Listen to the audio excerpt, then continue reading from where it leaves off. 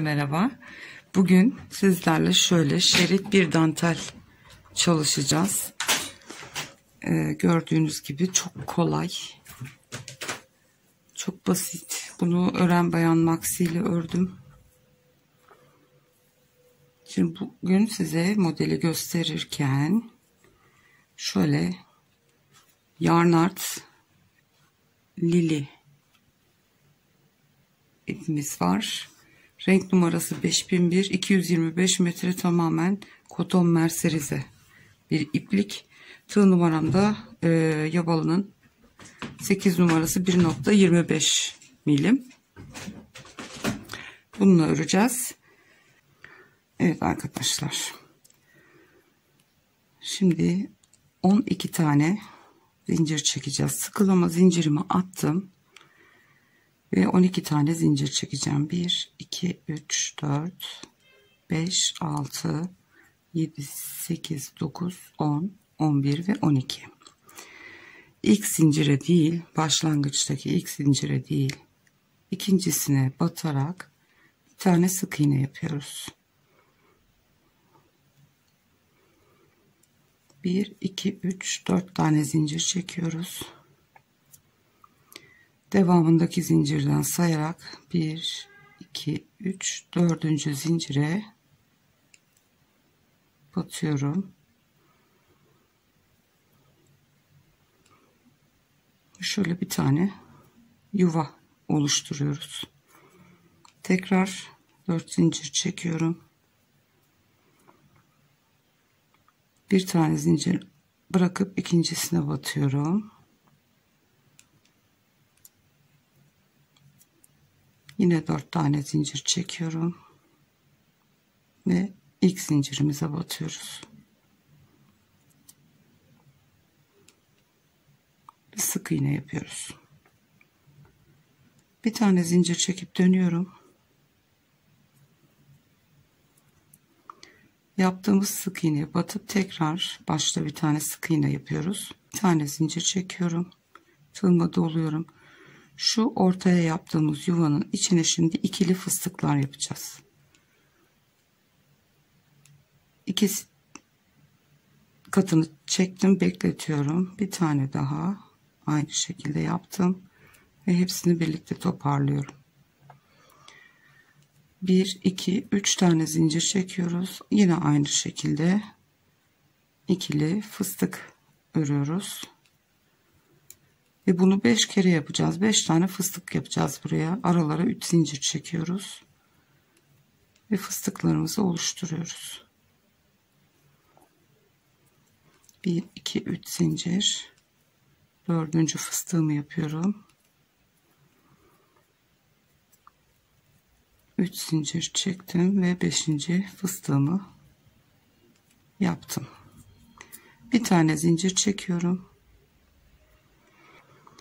Baştaki sık iğneye battım ve sık iğne ördüm yine.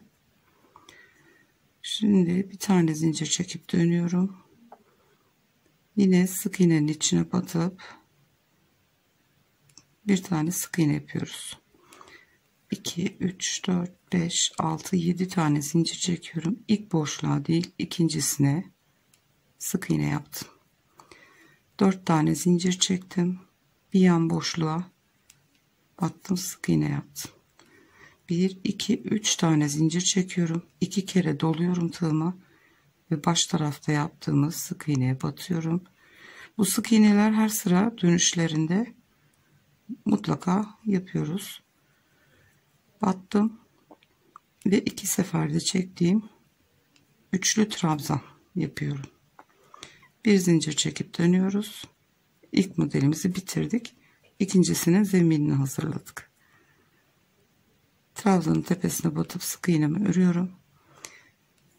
Fıstıklarımızı yapacağız yine. Bir zincir çektim, doladım ve ortadaki boşluğa 5 tane ikili fıstık yapacağız yine. 3 tane zincir ve ikili fıstık. 3 tane zincir, ikili fıstık. şerit dantelimiz bu kadar basit arkadaşlar. Bunu dilediğiniz yere örüp kullanabilirsiniz. Dilediğiniz renk yapabilirsiniz. Bu yarn art lili kullanmak zorunda değilsiniz. Normal dantel ipiyle, floş iplikle örebilirsiniz. Ben bilerek renkli iplikle örüp göstereyim istedim. Daha rahat görünmesi açısından. Evet, 1, 2, 3, 4, 5 tane pardon zinciri eksik çekmişim. 5 tane fıstığımızı yaptık. Bir tane zincir çekiyorum. Ve şurada 7 tane zincir çekmiştik. 1, 2, 3, dördüncüsüne batıyoruz. 1, 2, 3, dördüncüye batıp sık iğne ile sabitliyoruz. Bir zincir çektim, döndüm. Sık iğne tekrar batıp sık iğne örüyorum. 1, 2, 3, 4, 5, 6, 7 tane zincir. İlk boşluğa değil ikincisine sık iğne ile sabitledim. 4 zincir çekiyorum. Bir yan boşluğuna 1, 2, 3 zincir çekiyorum. 2 kere doluyorum ve başta yaptığımız sık iğneye dönerken bir zincir çekip sık iğne yapmıştık.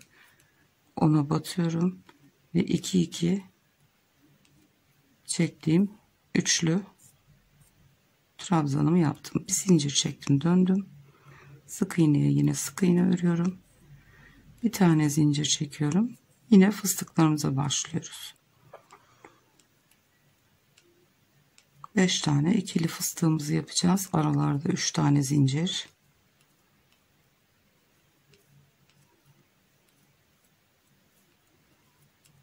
Bu kadar kolay.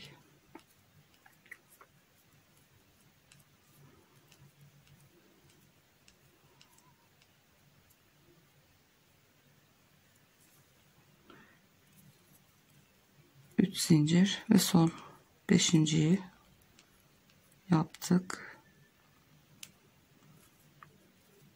Bir tane zincirimi çektim.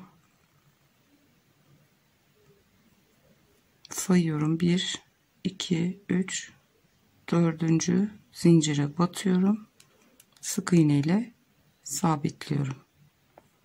Bir zincir çektim, döndüm. Sık iğnemi yaptım. 1, 2, 3, 4, 5, 6, 7 zincir. İlk boşluğa değil ikincisine sık iğne. 4 tane zincir. İkincisine yanındakine sık iğne. 1, 2, 3 tane 2 kere doluyorum. Ve şu baştaki yaptığımız sık iğneye üçlü trabzanımı örüyorum. Evet arkadaşlar, bu kadar.